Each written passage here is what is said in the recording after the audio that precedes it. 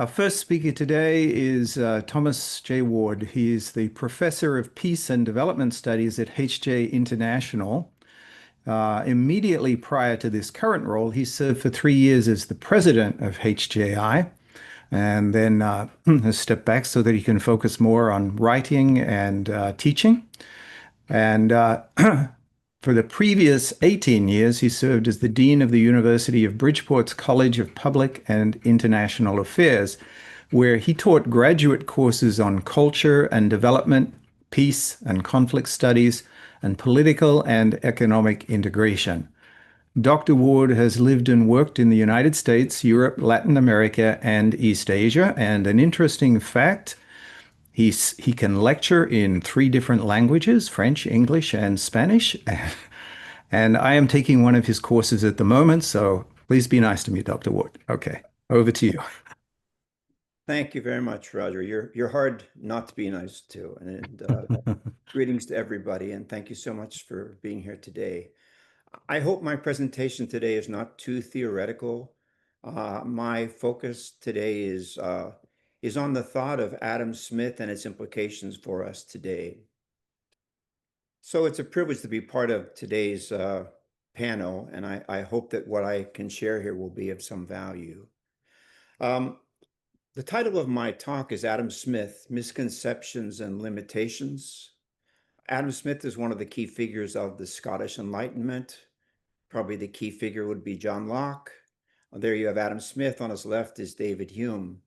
And these figures have played such a fundamental role in terms of thought in the English-speaking world: Canada, the United States, Australia, New Zealand, virtually in virtually every place where the British have had an impact over history. Smith's most significant publications are The Theory of Moral Sentiments, written in 1759, and his Inquiry into the Nature and Cause of the Wealth of Nations in 1776. I'd like to begin to make some simple observations, first of all, concerning the wealth of nations. The wealth of nations is often referenced because of the use of the term invisible hand. I'd like to cite a quote where I'm just going to read the bold sections there because of time. He, the merchant, intends only his own gain, and he is in this, as in many other cases, led by an invisible hand to promote an end which has no part of his intention. By pursuing his own interests, the merchant frequently promotes the interest of the society more than when he really intends to promote it. I have never known much good done by those who affected to trade for the public good. So here, Adam Smith is emphasizing the importance of self-interest, the role that self-interest plays in the development of a healthy economy. And here he makes the reference to an invisible hand. Now, what some of you may not be aware is that if you read the entire Wealth of Nations, he mentions the invisible hand only one time. If we look at the writings of Smith, we find that he was highly critical of the mercantile system. And particularly, he contrasted, for example, the situation which had been set up by the British in the case of North America versus what was going on with the trading companies in the East Indies and elsewhere. He says the difference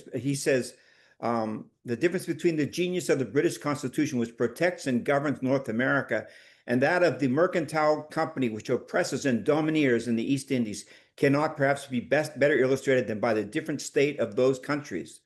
The liberal reward of labor, therefore, as it is the necessary effect, so it is the natural symptom of increasing national wealth. The scanty maintenance, talking here about the large trade companies, the scanty maintenance of the laboring poor, on the other hand, is the natural symptom that things are at a stand in their starving condition. Smith was critical of the mercantile system, very critical of it. He advocated for supply and demand, and he talked about the importance of self-interest, which could be checked in some ways because of competition. These are 3 of the most critical messages, if you will, within the Wealth of Nations. Yet prior to the Wealth of Nations, 17 years prior, Smith wrote The Theory of Moral Sentiments. And I'd like to just do a few definitions of terms in terms of the theory of moral sentiments. 16 times in the theory of moral sentiments, Smith uses the term within the breast. And what he's talking about there is the heart or the affective center of the human being. I just want to share a couple of those quotes with you. I think it reflects that Smith had a very high level of emotional intelligence. I really believe that that's probably, he's an amazing person in that respect, if you get to know him, his writings, and his life. For example, Smith writes in the Theory of Moral Sentiments, hatred and anger are the greatest poison to the happiness of a good mind. There is in the very feeling of those passions something harsh, jarring, and convulsive, something that tears and distracts the heart, and is also destructive of that composure and tranquility of mind which is so necessary to happiness, and which is best promoted by the contrary passions of gratitude and love. He adds, with what pleasure do we look upon a family through the whole of which reign mutual love and esteem, where the parents and children are companions for one another. He adds, their mutual regard renders them happy in one another, and sympathy with this mutual regard makes them agreeable to every person. Somewhat anticipating his antagonism toward mercantilism, I'd like to share this quote. When violence and artifice prevail over sincerity and justice, what indignation does it not incite in the heart of every human spectator? What sorrow and compassion for the sufferings of the innocent, and what furious resentment against the success of the oppressor. We are equally grieved and enraged at the wrong that is done, but often find it altogether out of our power to regress it. When we thus despair of finding any force upon earth which can check the triumph of injustice, we are led to the belief of a future state, not only by the weaknesses, but by the hopes and fears of human nature, but by the noblest and best principles which belong to it, by the love of virtue, and by the abhorrence of vice and injustice. Smith speaks about an impartial spectator. He actually mentions it 21 times in the Theory of Moral Sentiments. It is Smith's personification of conscience. He says, nature has lighted up in the human heart, capable of counteracting the strongest impulses of self-love. It is he who calls to us, talking about this impartial spectator, that we are but one of the multitude, in no respect better than any other, and that when we prefer ourselves so shamefully and so blindly to others, it is from him only that the natural misrepresentations of self-love can be corrected, only by the eye of this impartial spectator. And hence it is that to feel much for others and little for ourselves, that to restrain our selfish and to indulge our benevolent affections constitutes the perfection of human nature, and can alone produce among mankind that harmony of sentiments and passions in which consist their whole grace and propriety. Those who study the writings of Adam Smith, one of the issues that emerged actually in the 19th century and has continued in some sectors even to today is the Adam Smith problem. Because it seems that the notions that are expressed in the Theory of Moral Sentiments are in contradiction to the wealth of nations. Nevertheless, in his classic text, The Spirit of Democratic Capitalism, Michael Novak points out that the Theory of Moral Sentiments was edited by Adam Smith 7 times.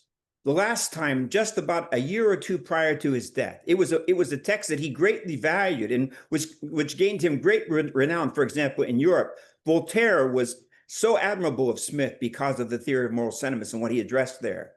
So the point that Novak makes is, look, Smith did not change. These things remained important for him throughout his life. So self-interest or self-cultivation, which we find within these two texts, are not the same thing as selfishness, which I think we could attribute to some of those who followed afterwards, such as Herbert Spencer, and even those who were more radical in their application of what Spencer referred to as social Darwinism. Unification thought has something referred to as the effect theory of value, and this is what ties into the Headwing thought. The effect theory of value maintains that when really in the ideal world, it's not just a matter of supply and demand, but that basically an entrepreneur and a buyer should have certain attitudes if actually they are divinely inspired when they enter into a transaction. The entrepreneur, according to the effect theory of value, should be thinking about the whole. So when he or she creates something, they do so to do something of value for the consumer. This aligns very closely with the principle that was pointed out by George Gilder in his Wealth and Poverty back in the 1980s again.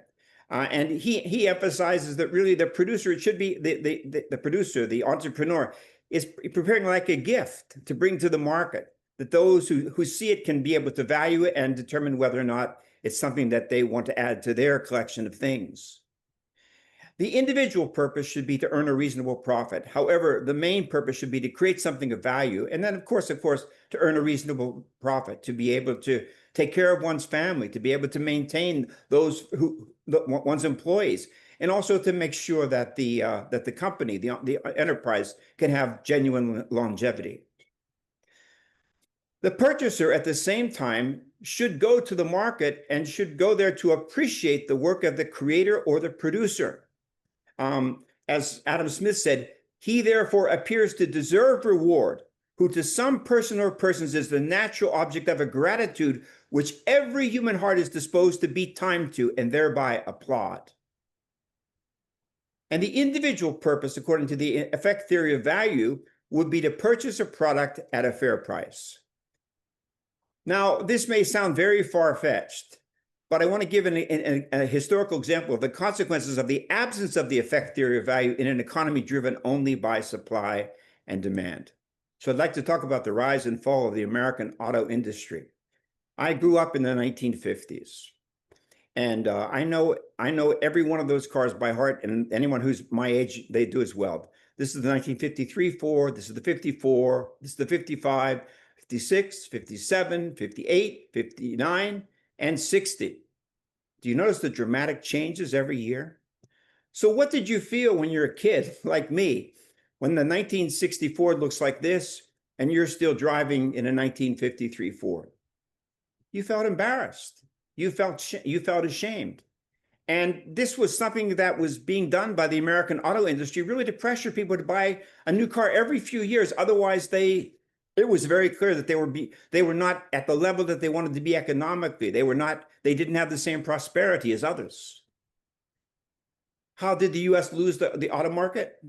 Well, it was companies like Volkswagen, and particularly companies such as Toyota, that came in. They did not do a radical yearly change in the look of the car. They kept the same model for years. They had strong client-centric relations and service. They had a long-term relationship mindset. Yesterday, we heard from Mr. Fuad from Australia, who spoke about somebody came in and showed him a piece of jewelry. And when he told her what the jewelry was worth, she just burst into tears because she'd been taken advantage of. Do you think she'll ever go back to that person? Of course not, because of that situation. And also, they maintained reasonable prices and maintenance costs. The consequence of all of that was that the U.S. job market, more and more, particularly Japanese automakers, had a huge impact. And that continues all the way up to 2008, when we see the collapse of the stock market. And then it began to crawl up again. And obviously, there are more than just Japanese foreign automakers. And also the American automakers have changed their ethic and their practice and their approach. They've become also more oriented towards what I would describe as the effect theory of value. Produce something of service, build a long-lasting bond, gain trust, and therefore become successful economically. The theory of moral sentiments is consistent with the wealth of nations. And the effect theory of value really means, if I break it down simply, successful business serves the customer and strives for long-term relations of trust by offering quality work and service and fair prices, while earning sufficient profit to cover all expenses and grow the business. Honest consumers don't want to gouge the entrepreneur any more than the entrepreneur wants to hurt the consumer. They want to appreciate the entrepreneur for doing quality work and winning their trust. They want to purchase items at a fair price and become a repeat customer. There were limitations, nevertheless, in Smith's life experience that restricted his observations on heart. He was raised without a father. He had no siblings. He never married, and he had no children. In that respect, I think this was already referenced last evening by Dr. Anderson. There's a lot about relationships that can be able to nourish the theory of moral sentiments from much of the thought from East Asia, if you will. And if you read the writings of Confucius and Mencius, there are ideas there likewise about economics that I think resonate with what I've been presenting here. And I also believe that the IAED and its approach, as it develops its headwing thought, also can be able to benefit from the theory of moral sentiments of Adam Smith, but also to build upon it.